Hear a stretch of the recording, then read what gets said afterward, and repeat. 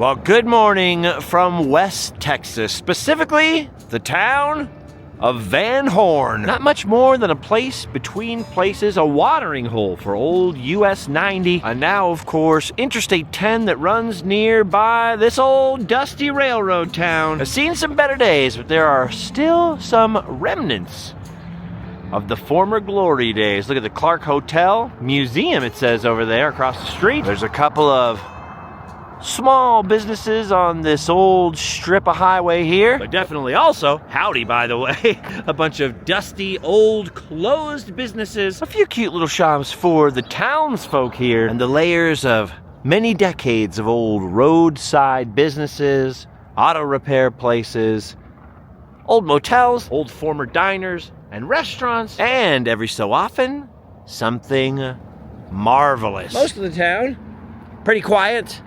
Couple little modest homes dotted here and there. The old water tower proudly still standing. I don't think most people would make much of the majority of Van Horn, but as a big fan myself of America's forgotten places, particularly old roadside towns that have seen better days, I always try to stop at least for a little while, or at least cruise through these old towns, appreciate the old architecture. I always love to find spots like this. There's a hot rod garage over here where people preserve some of the old signs and stuff. I love seeing the old murals and new murals paying homage to the past. And as a huge fan of resurrection stories, I love stuff like this. The Hotel El Capitan, right here on the old highway, opened in the 1930s as a luxurious hotel for motorists cruising through remote West Texas, and later converted to a bank and I think abandoned for a while. And then in this century, restored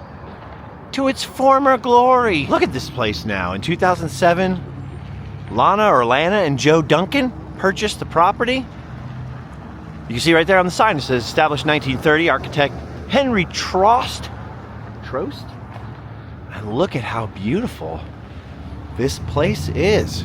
Wow. Oh, there's still a ton of ice in the fountain from the recent ice storm. Yes, it even affected West Texas. Things are starting to warm up here. And look at that. Look at the neon up there, shining down on us with the sun.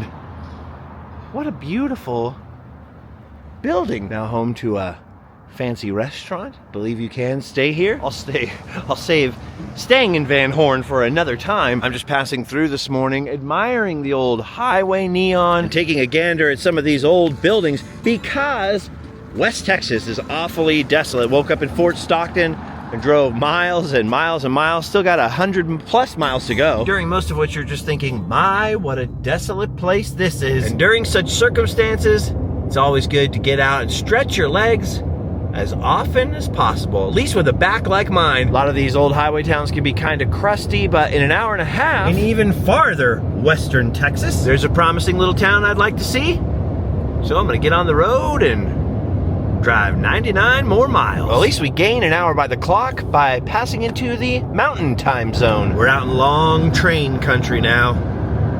A lot of silence, a lot of space, very little traffic going my way, going west today. Silence is good for me though. Still a lot to think about, getting a little easier, but man, a tough couple of weeks, that's for sure. We are so far west now that in a couple dozen miles we're gonna catch up with the Rio Grande, and soon out of this window we'll see Mexico. In fact, you can already see some of the border patrol checkpoints off the side of the road every now and then. Oh yeah, we're down in the Rio Grande Valley now. Those mountains straight in front of us are actually in Mexico. Yep, Mexico's just off that way. Feels really strange because I was just in Florida and Georgia and Alabama. Boy, has the terrain altered. All right, finally, after forever and ever, I have gotten off the interstate. It's not very many miles down to the Rio Grande, but that's where I'm headed. Not the most romantic road ever, but this was once El Camino Real, the King's Highway. We're headed down down to the ancient Spanish town of San Elizario. This place was founded in 1680, nearly 4 centuries ago, by the Spanish fleeing down from New Mexico when the Pueblo Revolt happened, which is when the Native Americans rose up against their Spanish overlords. From what I understand, the little bit that I know, most of the San Elizario we see now was started in 1789, including construction on this church, although even that's a little murky. I believe some of the stones that constructed it came from a different Presidio, from a different Spanish colonial town, so it's all a little bit confusing. The main point is that it's old, an old, originally Spanish settlement started during the Pueblo Revolt, which then became a Spanish and Mexican town. It's very quiet in here. The door's locked. It looks to be still used as a church today. There's some bulletin stuff on the boards here and a little bit of Catholic information. It's always cool when you see like an old mission church still being used. You can see some more church buildings in here behind it and this little shrine here out front. Beautiful. You can see here on this informational sign, handy, here's El Paso up here. We are down, all the way down here. There were several missions between, some on what's now the U.S. side of the Rio Grande, some on the Mexican side. And they have the long and very complicated history of the Presidio Chapel here, which, like I said, was originally constructed somewhere else, and they took the stones, they moved them here, they worked on it and changed it, so the present-day chapel was completed in 1882. Either way, old. By the way, the high school is right next door, so there's a lot of youths running around down here. But I see some other historical markers and signs here in the plaza, which, by the way, is so quiet. And I guess we start with number 1. Los Portales. This 1850s structure built by Gregorio Garcia as a residence at first. He later became a captain of the Texas Rangers and a county judge of El Paso. By 1870, he donated the original adobe residence that we're looking at here to the town, first as a school, and now it's a museum. Well, might as well head inside and check it out. It appears to be open. I see a lit open sign right here. By the way, they also have a bunch of flags out here with little pieces of information indicating who at various times had control over the area. If I seem a little less knowledgeable than normal, that's because every time I would come through El Paso, I always wished we could stop down here. I'd always see the little postcards and stuff, but I have not studied the subject. Wow, the inside of this place is amazing. The old school roof especially was really impressive, but seeing the adobe walls bulge out, there was a very helpful, friendly young guy in the lobby of the museum who showed me a little exhibit about adobe and the adobe buildings down here in this part of the Southwest. I'm a little less confused about the history of the area because of the very helpful exhibits, and there were a lot of cool artifacts in here, including the original Charo suit, perhaps. I was more impressed with the building itself. It's just so cool, and it built at funky angles and everything. It reminded me a lot of the way that the Pueblo peoples of the American Southwest constructed their buildings, like a Chaco Canyon, etc. And then, of course, the Spanish settlers came and did much the same. I'm still a little confused about all the timelines. But obviously, it started as a Spanish settlement first in a slightly different location because the Rio Grande was in a slightly different location. Then there were floods. They moved the settlement over here. Obviously, they built a new church, which was too small, so they rebuilt the church. Most of the town as it sits here on this location started in 1790. They had Apache peace programs where they were trying to pacify the Apaches and convert them to Christianity. Then, of course, in 1821, I believe, Mexico got their independence from Spain, so this became a Mexican town. 15 years later, Texas declares its independence from Mexico and claims this area. 9 years after that, Texas is annexed by the United States, but of course there's still a war between America and Mexico. And in 1848, the Treaty of Guadalupe Hidalgo finally confirms, or rather I should say, makes and locks into place this area as American territory on this side of the border. First settlements in this area, like I kind of mentioned, were in the 1600s, the end of the 1600s. But Don Juan de Oñate led his expedition up this way in the 1590s, so a lot of Spanish history in the area. In fact, there are multiple plaques out here for even earlier expeditions I had never heard of, going all the way back to the 1580s. So you literally had Spanish explorers coming out here. You had the Apache down in this area. Mexico declaring its independence. Then there was a struggle with Texans coming down here, laying claim to the area. And the Mexican-American War and the Americans eventually coming down here. Then something called the Salt War, which was kind of Anglo versus Tejano people out here vying for the control of nearby salt beds. Pretty wild. Down here in the old kind of square in front of the church, you basically have the church itself and then Las Portales over there, the house that we went into that's now a museum. You have this nice little plaza with this little bandstand. Not too much else right in this spot. Most of it is down this way. Or I should say most of the historic stuff, because there is this big structure right here facing the church.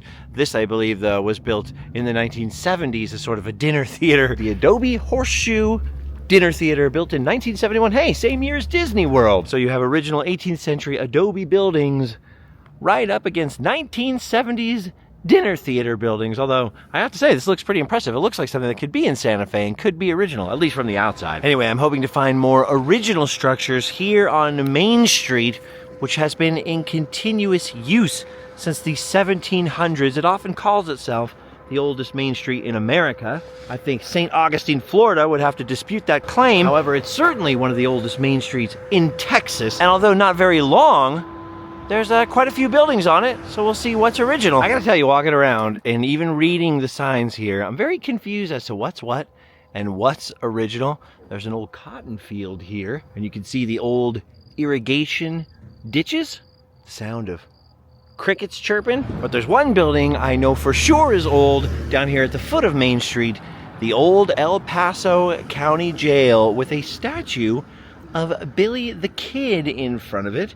Because according to legend, William H. Bonney freed a man from this jail during the Salt War. I'm not sure what level of historical proof they have for the legend, but if it's true, it might be the only jail Billy the Kid ever broke into. Certainly the old jail, at least, is authentic, and here it is. When El Paso County was first created, San Elizario was the most prosperous and largest town and was the first county seat of El Paso County. And according to this marker, that is when this jail was built in 1850 out of adobe bricks and reeds and cottonwood logs. It says it was the jail and the courtroom, and apparently it was none other than Pat Garrett himself who claimed that Billy the Kid broke into this jail to free his buddy Melquiades Segura in 1876. It's open. Let's go in. Okay, so inside of the main room of the small museum here, you have the courthouse room with a lot of information on the walls. Once again, a lot of signs, a lot of reading. But then in the smaller room, you have the actual old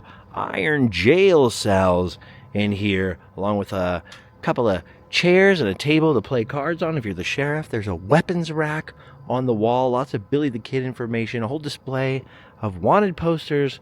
But of course, the coolest thing are the two jail cells right over here. Oh, look at that. There's Pat Garrett taking a nap. I think we're disturbing him. Why is he in jail? Isn't he the sheriff? Billy the Kid in between. Look at this. My 4th grade teacher always said I'd end up in the pokey. And here I am. Sorry, Mom. I'm still none the wiser, and neither were the people in the 2 museums I've gone into so far, as to which buildings are actually original here, original adobe buildings or reconstructions. This one certainly looks original. There's a whole bunch of stuff in here. You've got Congressman Tony Gonzalez's office. I believe this is all collectively known as the Main Street Mercantile, established 1933, so I'm not sure if that means the building's from 1933 or 1733 or when. This is the most confusing historic district I've ever been into. And the loudest sound is this wacky, waving, arm-flailing, inflatable tube man right here. There's a small Veterans Memorial Museum that appears to be closed. Some galleries and studios. You could do some candle making in here. I like this old faded wooden sign.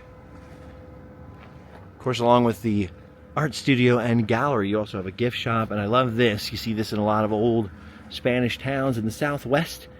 You got the peppers hanging out to dry on either side of the door. And look at this, you can get Billy the Kid posters and t-shirts inside. All right, so I have confirmed that the Main Street Mercantile building over there we were just walking in front of was constructed, at least in its present state, in 1933. And then kitty corner from that, across Main Street, you have an interesting building over here called the Lujan Store.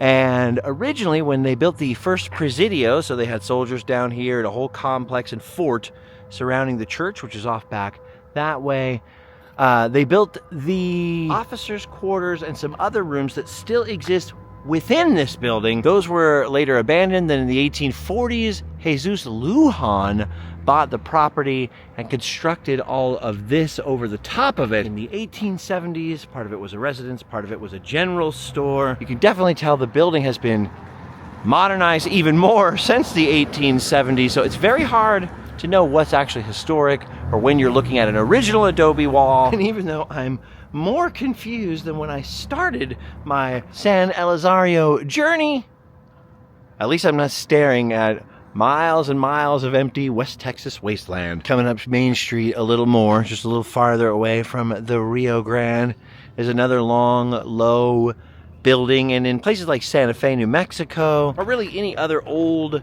Spanish colonial town in the Southwest, you do see buildings just like this. I see some old brickwork up there along the top of the structure. So again, I don't know how old this building is. Maybe the sign will illuminate me. Not many have. But if these buildings are not all original, they're at least constructed in a very original style. All right, so the old main entrance on the corner here is boarded up, although I can see some original window glass back there. Hey, here we go. This building was built in 1890, after the late Presidio period. It may have housed Spanish and Mexican troops and also formed part of the exterior Presidio wall. So basically what I'm gleaning here is that a lot of the old original adobe buildings that were later abandoned or flooded out or whatever, decayed a little bit, they were all built on top of later. I think this was once a stagecoach stop. By the early 1900s, there was Lalo's Grocery in here. Lalo Madrid opened a grocery store and post office in this structure.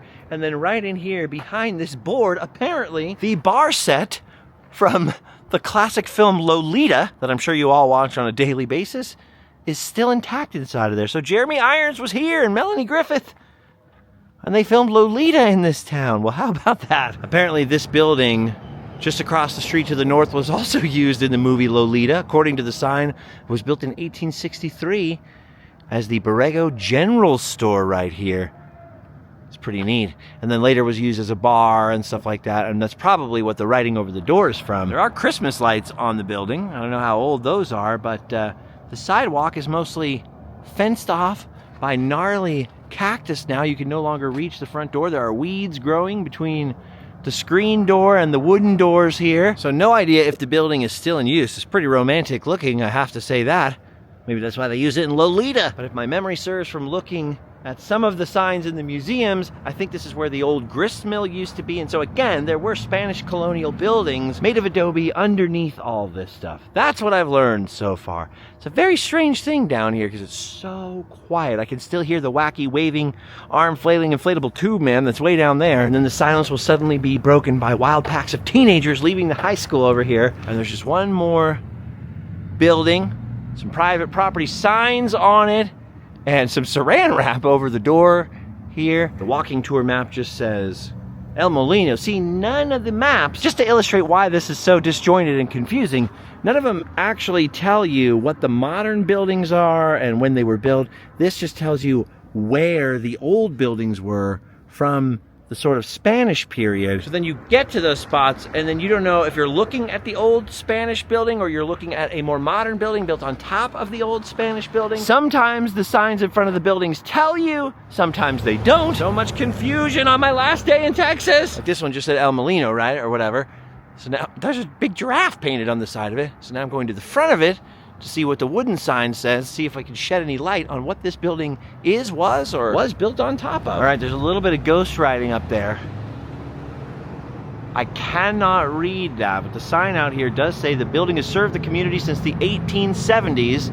So this is one of the older buildings that we've encountered. It says Company N of the Frontier Forces used it as headquarters when the San Elizario Texas Ranger Group was formed. It was then used as a granary for the old mill, and then an electric-powered mill that was sold in 1922 and has served as a residence and apartments in here. A gas station, local post office, and even a church. Man, there's been a post office in every single one of these buildings over there. Don't know what's going on now, but there are two very large donkeys outside. And then next door to it, some kind of little chicken restaurant. which looks like an addition to the building. I don't think that one's original, the chicken restaurant. Look at that writing up there, though. The ghost writing. It's pretty sweet. So there you have it, one of the oldest and most confusing main streets in America, right down here in San Elizario, Texas. It's been kind of fun to walk around and get confused. Typically, I do a lot of research before I come to historical places. By the way, El Molino, I believe, means the mill. And so I guess that's why that building had that name. And you can see here, there's some remnants from the even older mill that stood behind that Lolita building. Also a giant statue of an ox. But here, check out this old grindstone, this old millstone here in this metal case.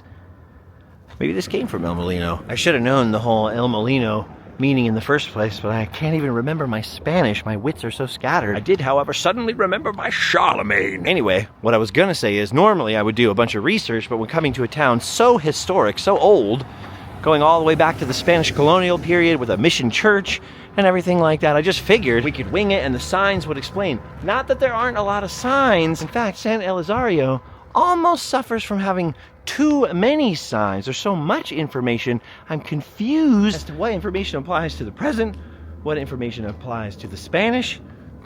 Very confusing. And I'd love to stay and sort it out, but I guess I'll have to save that for a future visit because we're just 20-30 miles from El Paso, and then I got to make my way out of Texas because I am still making my way home to Southern California. I'm just laughing because this is the weirdest video in a historical place I've ever made. I'm so confused. Normally I love to learn, but this time it backfired. By the way, this historic district is on, you know, the National Register of Historic Places and all that stuff. You're supposed to do the walking tour like we did. I'm not trying to be down on it. I'm just confused. And if I have one recommendation to the town or whoever's in charge of the signs, maybe give a timeline of each building so we know exactly what we're looking at, because it's just a little bit confusing. Wait a minute, here we go, just behind the church. Finally, some history I can understand. This was a hacienda and stage station, another stop on the Butterfield Overland Stage, but originally was a hacienda or somebody's house out here. This place was heavily remodeled in 1969, so it is a little bit modern. You can see that by the air conditioner up there on the roof, but is built on the old hacienda walls, and there are pieces of the original adobe walls mixed in. It looks like it is a hacienda once again. It looks like a private residence at the moment. But yeah, see, that's the funky part, is when it's all built on top of each other here. How do you know which adobe walls are original, which are added later for decoration? That part's very hard to tell, but it is easy to stand out here and imagine the stagecoaches rolling up to the place and looking at the back of the church here across the way, right over the road. So all in all, very interesting. Still a little confusing. I'm very confused. I gotta get out of here. I get the feeling that somebody put a lot of effort into that historic district, like to attract tourists and stuff like that, but that the effort was made a long time ago. The signs were confusing. The staff were confused when I would ask questions at the little museums. It's all in a giant state of confusion down here. Cool place to visit, though. I recommend stopping by. Maybe you can make more sense of it than I did. This does not normally happen on Random Land. Normally I would just delete it. Come back and try again when I have some kind of understanding on what the heck is going on, but you know what? Let it ride. Let it ride. I don't even know what to title this video now, except maybe Leaving Texas in Confusion. Because that's what I feel like I'm doing. Well, rolling out of there, I did see another historic mission, but I couldn't get at it because of the construction going on, which would become a theme later as I rolled towards El Paso alongside the border fence, something that shocked me because I actually haven't seen that border fence before. I used to go through El Paso all the time, but it's been a long time. And I hit traffic that made me very, very sleepy, which I guess makes sense after hundreds of miles of desert driving and then very confusing old historic Spanish town. But look at this. I finally made it to New Mexico. Goodbye, Texas. All right, well, to make up for my confusing historical stop in Texas, now that I've reached New Mexico, I've decided to come here to Old La Mesilla, a place I find far less confusing. Just look at this place. It's absolutely gorgeous. It's charming. There's soft music playing on the breeze. Very southwestern in terms of architecture and vibes. Once again, a lot of fine art galleries and such like things, but also people selling their handcrafted wares over here on the edge of the plaza. Look at this, part of the Butterfield Overland Trail, and it's just off I-10 these days, so it's still part of basically the Overland Trail to California. Old La Mesilla is not as old as some of the places we were in earlier. This place was founded by Mexicans who suddenly found themselves after the Treaty of Guadalupe in 1848 on the U.S. side of the border, and they did not like it. They didn't want to become U.S. citizens. They wanted to stay Mexicans. And according to that treaty,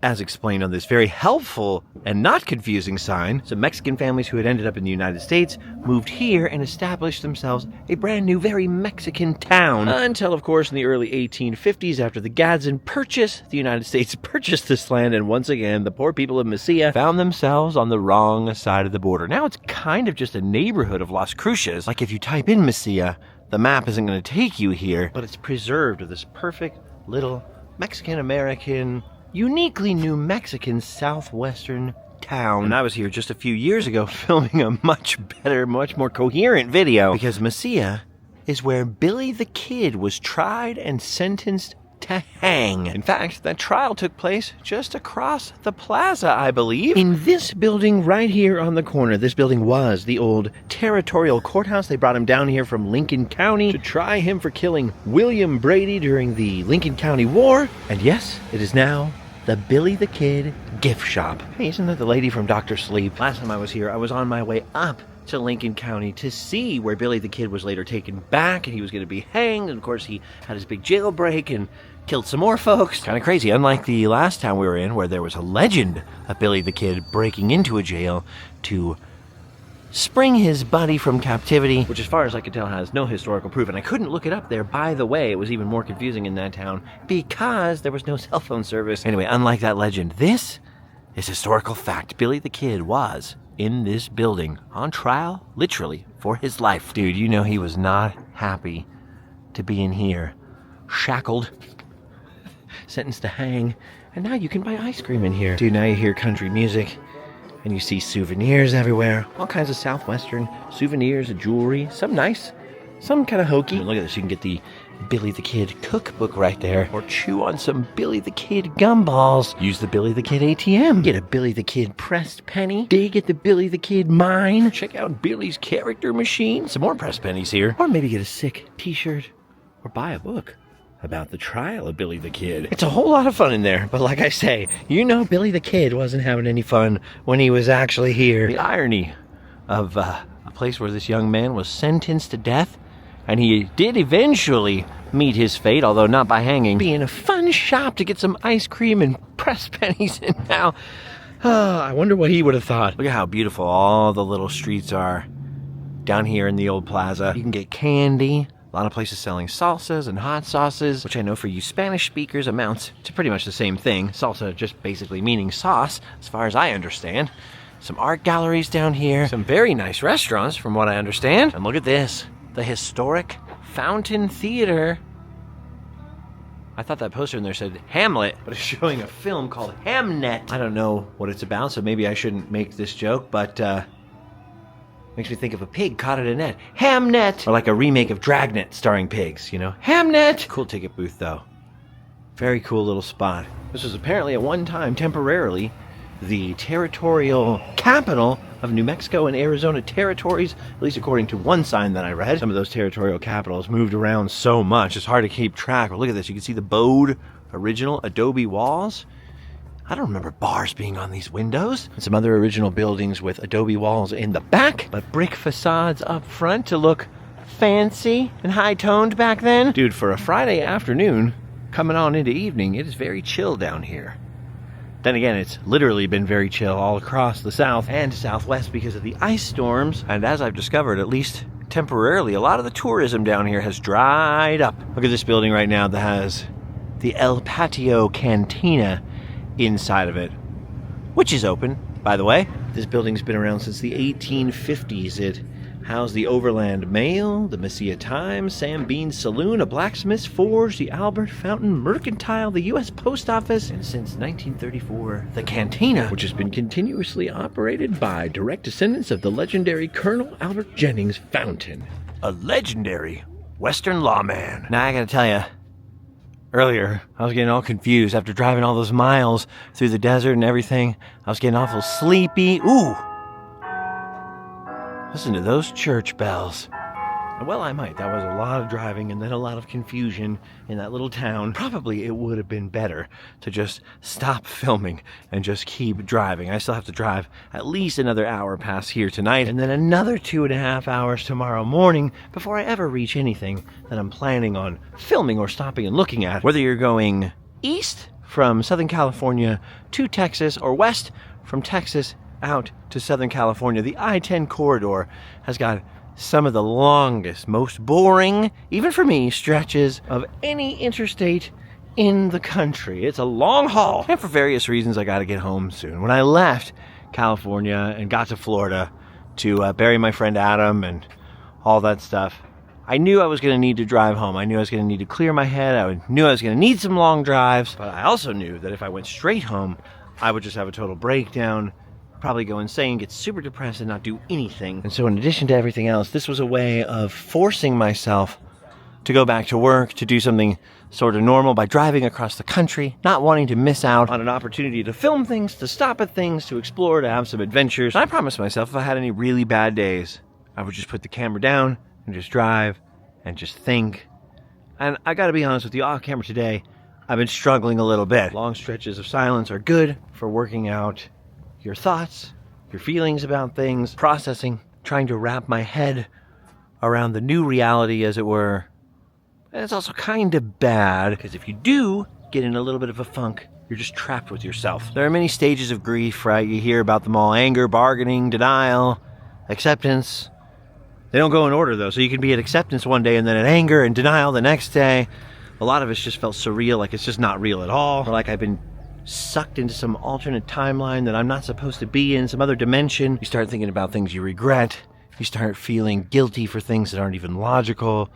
You know, there's so many different feelings that come along with grief, and what I'm discovering today is that I can't fully push off the depression part of it forever. It's been hitting me in waves throughout different periods of today. And the first thing that happened after my friend Adam passed away, which I'm sure most of you know about, I don't feel like I need to explain that. Things I needed to say, I felt like things I needed to share with the people who have watched him on my channel, but also with his fans. And then I didn't know what to do, but just, I don't know, just speak from the heart, kind of share my grief.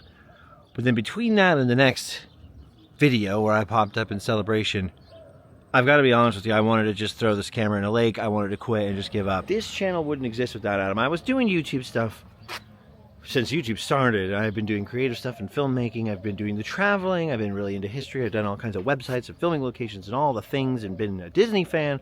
All those things existed before I was doing Random Land. But Random Land itself wouldn't have existed without Adam almost twisting my arm in a way in the early days. This is when nobody was watching him even.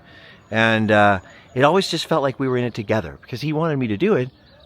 Mostly, the reason he was encouraging me so strongly, as he said many times and said later on too, in retrospect, dude, I needed someone to do it with me. We had to create a little scene, you know.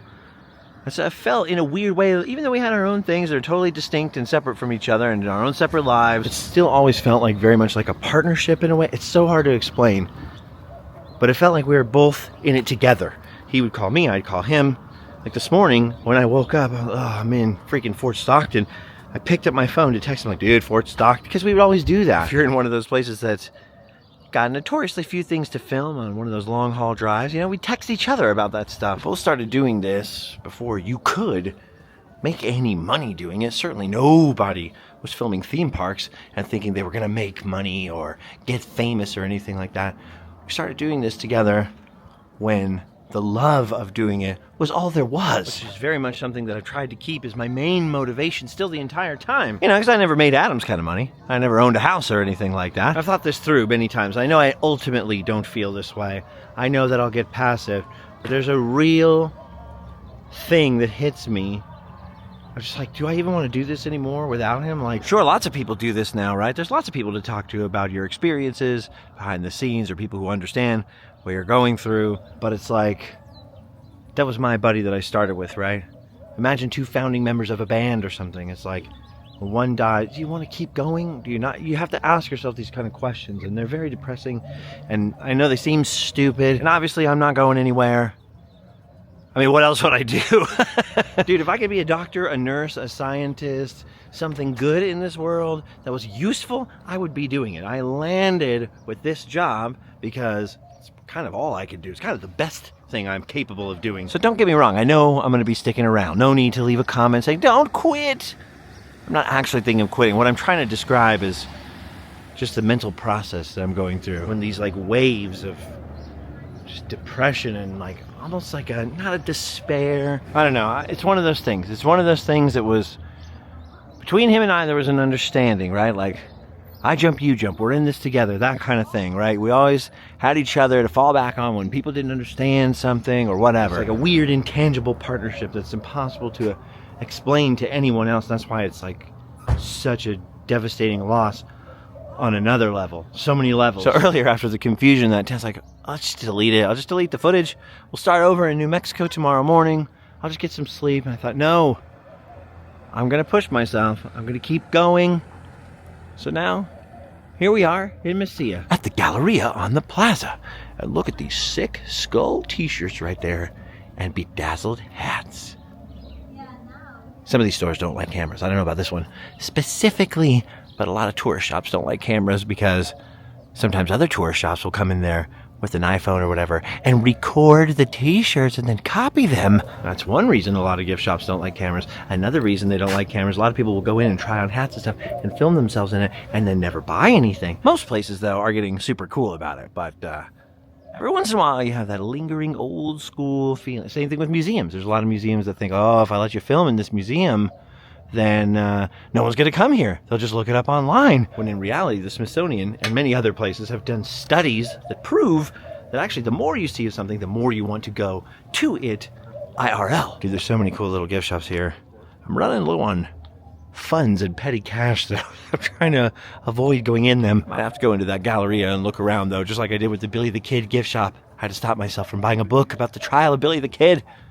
I'll have to pick it up later. I'd always much prefer to buy a book from a store like that and support them than buy it on just Amazon or something like that, but sometimes you have no choice. All right, let's peek in here really quick before I say anything else. Oh my gosh, there's such a cool building in there. Just for the privilege of being in that cool building, I had to buy something, but after I saw it, I would have bought it anyways, because the little face, well, you'll see. I found, I don't know why, but it's somehow the perfect gift for the wife. Anyway, let me just say this really quick.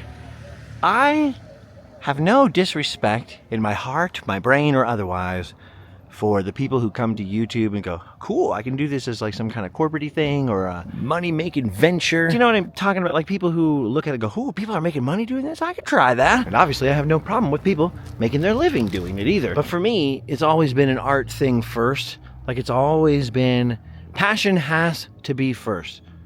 I think of it like, not just as some kind of trade, but as an art. I've had this discussion going way back to before I was even filming Random Land about how really it is filmmaking and should be thought of as filmmaking. Something Tom Wilson pointed out in his tribute video talking about Adam very recently. I mean, what is filmmaking?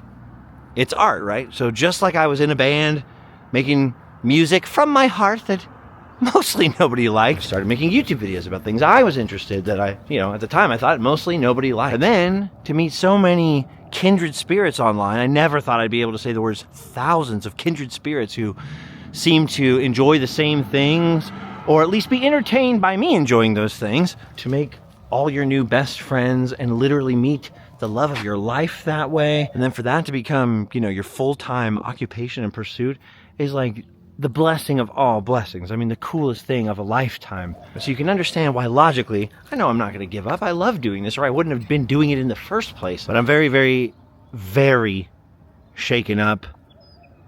I feel like in the last couple of weeks, part of it is I have not slept well at all. I've had a lot of other health issues too, some of which I'm going back to California to try to fix. But I know this is still very much affecting me because I feel like my brain works slower. I can't always think. There's these big wide gaps when I'm editing videos and seeing these big gaps in my speech. Sorry for the slow motion breakdown here in New Mexico. I guess we broke down in New Mexico. I'm talking about stuff that I didn't want to talk about anymore.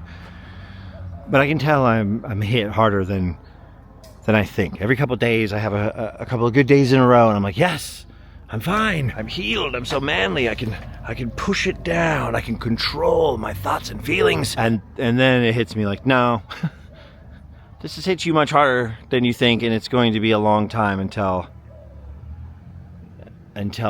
you know, you're using your, see, I can't even talk until you're using the smart part of your brain. I don't know. Something's not right. It's gonna be weird for a while. Every video is you're gonna see every video is gonna be weird and different. The style, the energy level, it's all gonna be all over the place because I'm just kind of going day by day, just baby steps, one day at a time. I feel like when I was still in Florida, I was going like a few hours at a time. Now at least it's like one day at a time. All right, today I got to get to New Mexico. Well, at least we checked that off the list. I'm eternally grateful for the life I've had for the past 10 years and then some, right?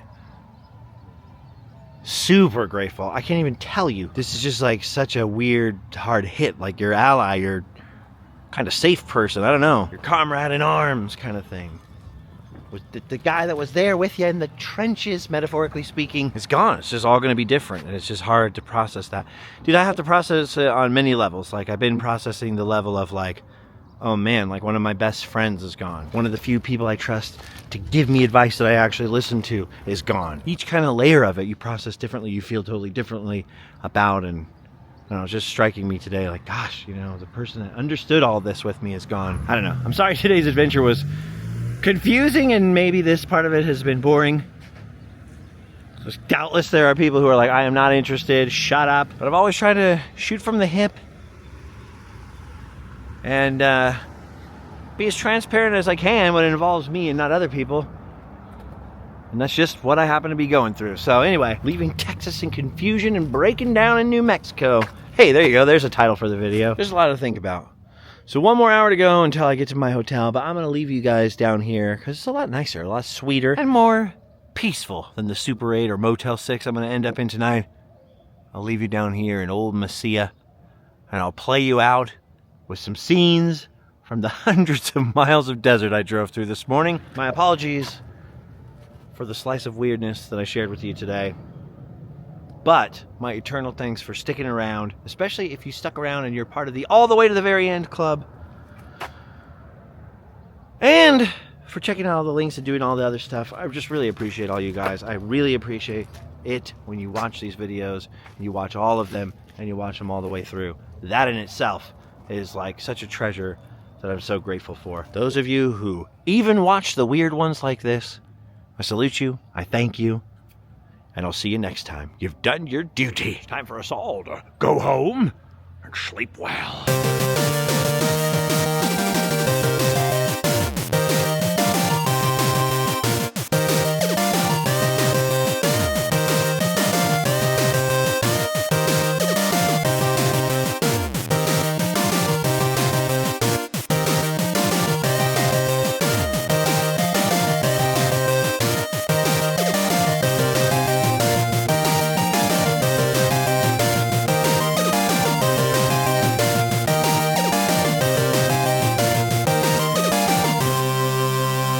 Oh, by the way, this is what I had to buy. This is what I had to buy Allie, this frog, eating a candied apple. I don't know what, just look at its face. I feel like it's self-explanatory. All right, see you next time.